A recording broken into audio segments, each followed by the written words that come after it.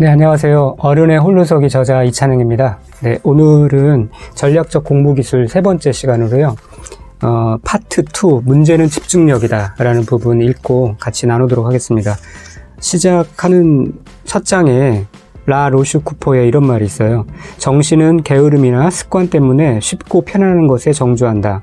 이런 습관으로 우리의 정신의 한계가 지워지고 그 누구도 정신을 완전히 개발하여 정신이 가고 싶어하는 곳에 도달하게 만들려고 하지 않는다 라는 말이 있는데요. 이 말은 우리의 정신이 다행히 매번 각성해서 옳은 방향, 또 나를 성장하고 개발하는 방향으로 가면 좋겠지만 그렇지 않다는 얘기죠. 대부분은 쉽고 편안한 것에 안주하게 되어 있는데, 그렇게 내 정신이 가고자 하는 방향을 따르면 그러면 내 성장과 내 개발과는 관계없는 것일 확률이 많다는 거죠. 그래서 그것들을 자제하고, 비록 내 정신은 원치 않더라도, 내 몸은 원치 않더라도 더 성숙의 방향을 향해서 나아가야 한다는 그러한 말입니다. 자, 오늘은 이제 오늘 이제 책의 내용을 같이 볼 건데요. 현대 사회를 행복 지상주의 시대다라고 그렇게 얘기하기도 하죠. 그래서 모든 우리가 하고자 하는 일의 목적지는 행복이다라고 해도 과언이 아닐 겁니다. 그런데 이 행복이 몸이 편하고 원하는 휴식을 충분히 취할 때, 그런 때 행복이 오는 것이 아니라 뭔가 내가 좋아하는 일에 집중할 때, 그럴 때 행복이 온다라고 하는 거죠. 그거를 이제 칙센트미하이는 일의 역설로 그렇게 표현을 하기도 합니다. 그래서 이 집중하면 플로우 상태, 몰입 상태에 이르게 되고요. 이때 이제 우리가 행복을 느낀다라고 그렇게 얘기를 하고 있습니다. 근데 이제 문제는 우리가 하는 일이 무슨 재밌는 스포츠를 한다거나 카드놀이를 한다거나 그런 것처럼 재밌지 않다는 데 있죠. 그리고 그렇게 재밌지 않다 보니까 집중할 수 없다는 데 있는 거죠. 우리가 일상적으로 해야만 하는 일들은 부담이 큰 일들이에요. 예를 들어서 리포트를 쓰거나 보고서를 쓰는 것들, 정말 집중해서 몰입해서 힘들게 일을 해야 되죠. 학생은 시험을 잘 보기 위해서 또 원치 않지만 수학에 집중을 해야 되고요. 수학과 영어에 집중을 해야 되고요. 이런 게 이제 재미는 고사하고 사실은 이제 고통의 연속이죠. 그럼에도 불구하고 어쨌든 집중해야 효율이 오르게 되고요. 그래야 성과가 나고요. 그러니까 우리가 원튼 원치 않든 의도적으로 집중할 수 있는 그 능력은 매우 중요하고요. 그리고 또 그렇게 집중하다 보면 일에 흥미를 느껴지고 몰입 상태에 이르게 되고, 그때 극상에 이제 행복이 온다는 게 참 역설적인 것 같습니다. 자, 그래서 이제 관건은 어떻게 내가 하는 일에 집중을 할 것인가, 그리고 그런 집중의 과정을 통해서 우리가 행복을 느낄 것인가 하는 거죠. 그래서 이번 시간에는 책의 내용을 토대로 해서 집중하는 법 4가지 정도를 같이 한번 좀 얘기를 해보려고 합니다. 자, 이제 먼저 첫 번째로는 집중을 하려면 한 번에 한 가지 일만 해야 됩니다. 2가지를 동시에 집중할 수 있는 사람이 있을까요? 네, 만약에 여러분 주위에 그런 사람이 있다면 빨리 신고를 하셔야 됩니다. 학계에 보고를 해야 됩니다. 왜냐하면 지구인이 아닐 가능성이 크기 때문에 그렇죠. 우리가 인지학적으로 2가지를 동시에 할 수 없도록 그렇게 만들어진 존재라고 합니다. 마치 2가지를 동시에 하는 것 같지만 TV를 보면서 음악을 듣거나, 아니면 음악을 들으면서 공부를 하거나, 아니면은 영어 회화를 들으면서 설거지를 한다거나, 여러 가지 2가지를 동시에 하는 것 같지만 사실은 2가지를 동시에 하는 게 아니라 예를 들어서 하나의 행위는 그냥 백그라운드에 두고요, 다른 한 가지 일에 집중을 하고 있는 거죠. 혹은 멀티태스킹 할 때 여러 가지를 동시에 하는 것 같지만요, 사실은 엄밀히 말하면 한 가지를 전환하는 거죠. 전환하면서 그 일에 집중을 하는 겁니다. 그때 전환 비용이 또 들어가고요. 그렇다 그러면 만약에 우리가 A라는 일을 하고 있다 그러면은 그 A라는 일에 온전히 집중할 때, 그때 이제 원하는 성과를 창출할 수 있다라고 그렇게 생각할 수 있습니다. 한 가지 일에 한 번에 한 가지 일만 할 때, 그때 이제 집중의 효과를 누릴 수 있다라고 이렇게 정리해 볼 수 있고요. 2번째는 집중을 하려면 목표가 있어야 된다. 목표가 있어야 한다라고 얘기할 수 있습니다. 그래서 집중을 하려면 그 집중해야 되는 대상에 대해서 시간과 양을 책정을 해야 된다는 거죠. 그러니까 달리 말하면 그 일을 하려고 하면은 시작 시간과 완료 시간을 정해야 되고요.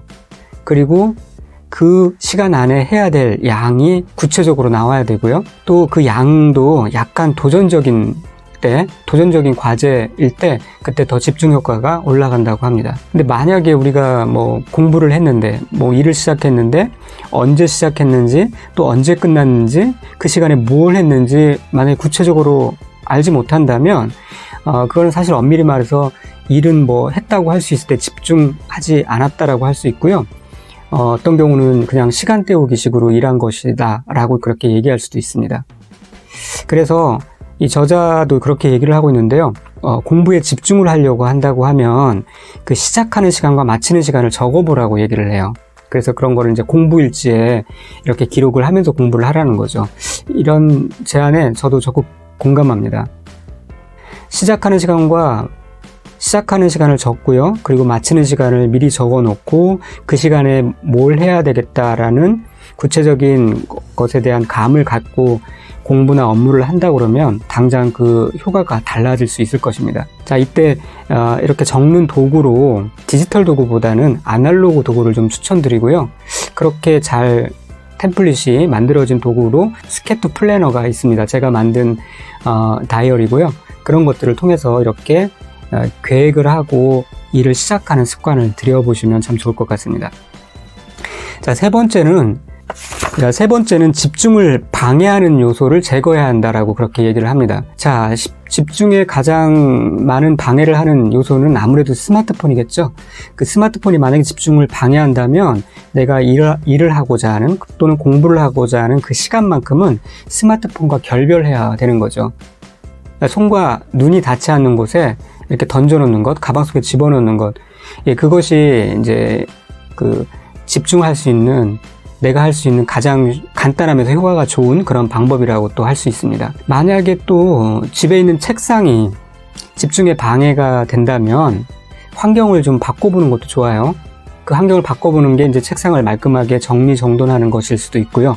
그 다음에 책상을 벗어나서 뭐 동네 카페를 찾는 것도 좋은 방법이겠죠. 예를 들어서 행위를 좀 분리해보는 것도 의미가 있을 것 같아요. 그러니까 일상 업무는 회사에서 보고요. 또 예를 들어 독서하는 것은 카페에서 하고요.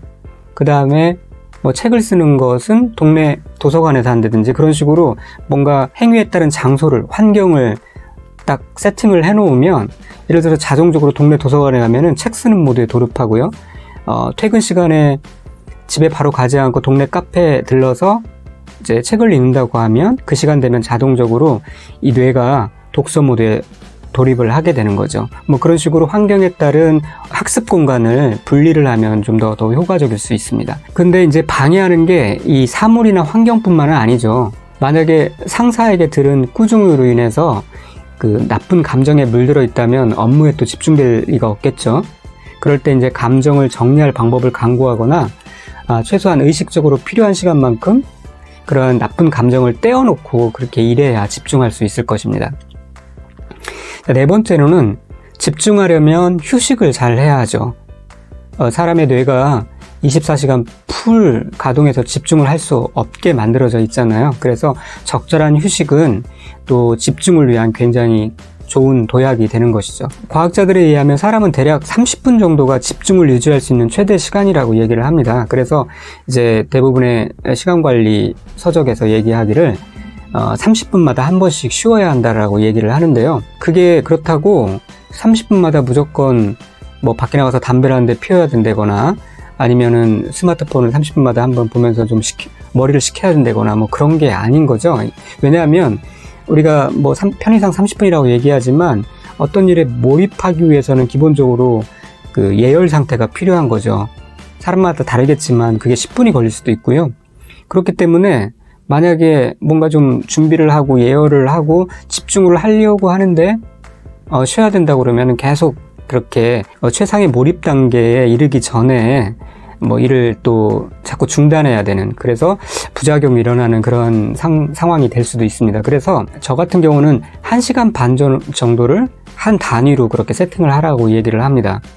그리고 그 1시간 반에 중간에 한 2번 정도를 잠깐 이제 머리를 식히는 그러한 시간을 갖는 게 좋은데요. 그러니까 결론적으로 한 30분마다 한 번 쉬는 거죠. 그런데 그 쉴 때 어떻게 쉬느냐 하는 게 굉장히 중요한데, 뭐 이 정도예요. 기지개를 한번 펴는 정도? 아니면 잠깐 자리에 일어나서 몸을 한번 이렇게 움직여주는 정도. 그런 정도라는 거죠. 여기서 이제 스마트폰을 다시 집어들거나 아니면 뭐 잠깐 뭐 뉴스를 본다거나 뭐 그런 것들은 좋은 휴식이라고 할 수 없습니다. 왜냐하면 잔상이 남고요. 머리를 더 복잡하게 해주는 것이기 때문에 그렇습니다. 제일 좋은 휴식 방법은 몸을 좀 풀어주는 거죠. 자, 이상 그 네 가지 휴식법에 대해서 좀 알아봤는데요. 우리 인생이라는 게 흥미있는 일은 아주 적고요. 그 머리 아픈 일은 아주 많죠. 머리 아픈 일로 대다수의 시간들이 이렇게 구성되어 있는 것 같습니다. 그래서 만약에 우리가 뭔가 흥미있는 일, 말초신경을 자극하는 그 흥미있는 일만 쫓다 보면 인생이 파탄나기 쉽죠.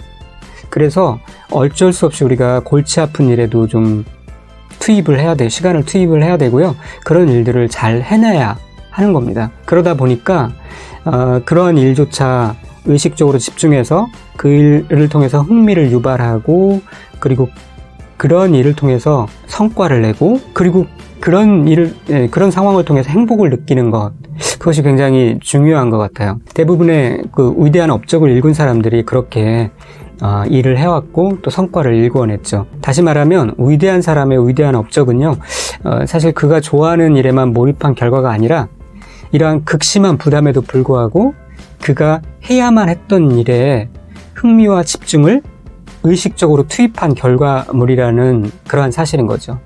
자, 그래서 내가 하는 일에 집중하는 것이 굉장히 중요한 일인데요.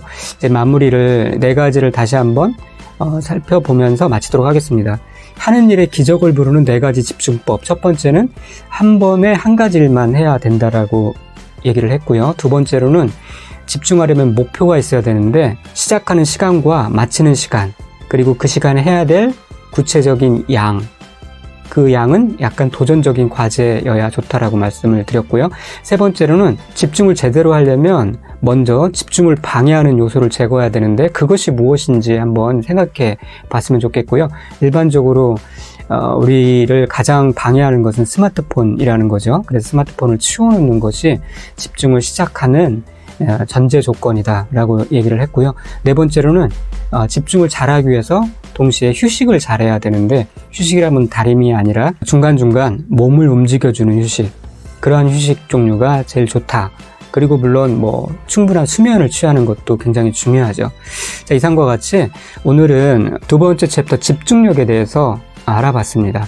감사합니다. 다음 챕터는 3챕터를, 세 번째 챕터를 같이 또 한번 나눠보도록 하겠습니다. 네, 구독과 좋아요 눌러주시면 새로운 컨텐츠가 업데이트되면 바로 같이 나누실 수 있습니다. 감사합니다. 안녕히 계십시오.